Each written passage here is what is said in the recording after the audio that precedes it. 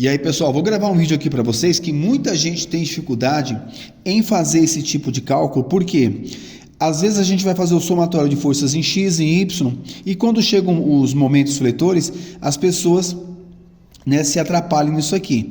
Então, o que eu tenho uma dica para vocês? Momento fletor, o que é? É uma força vezes uma distância. Ou seja, a minha força, ela sempre tem que estar perpendicular ao eixo que eu estou rotacionando. Por exemplo, aqui eu vou considerar esse apoio A aqui. Então eu vou colocar um pino nesse apoio A e todas as minhas forças vão estar relacionadas aqui nesse ponto. Por exemplo, essa força aqui, ó, de 10 kN, ela está empurrando a minha viga nesse sentido aqui, ó, no sentido horário, certo? A minha força, ela está perpendicular, ou seja, o meu ponto está aqui e a minha força está aqui, ó, perpendicular ao sentido, certo?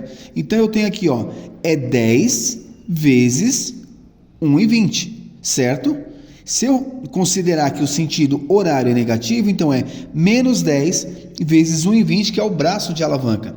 Por exemplo, essa força aqui, ó, ela está empurrando a minha viga no mesmo sentido, no sentido horário, certo? Só que qual é a distância? Eu trago a minha força até aqui, ó, certo? Ela está passando por aqui, ó. E qual é a distância daqui até aqui? Se aqui tem 2,20 metros até esse ponto, a metade é 1,10. Então, a minha força é a força vezes o braço de alavanca, que é 1,10 metros.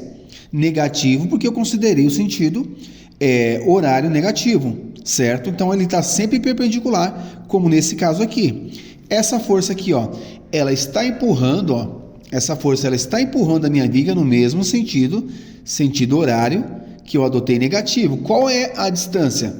2,20 metros com 2,20 metros, 4,40 metros.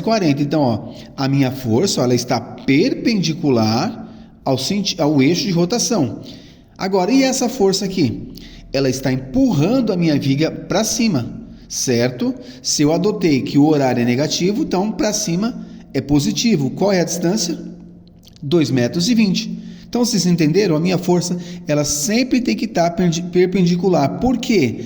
Porque o que é o momento? É a tendência de giro de uma peça, certo? Se eu coloco aqui, ó, uma força que ela está aqui, ó, sendo aplicada nesse sentido aqui, ó, certo? Eu aplico uma força nesse sentido aqui, ela está passando, ó, na linha do meu eixo que eu considerei. Então, se ela está passando na linha do meu eixo, ela não produz giro. Se ela não produz giro, ela não produz momento, ela não produz torque. Então, para eu considerar ou um momento ou um torque, ela tem que fazer isso aqui, pessoal, na minha peça, ó, tem que fazer isso aqui, ou para baixo no sentido aqui, ó, horário, ou para cima no sentido anti-horário.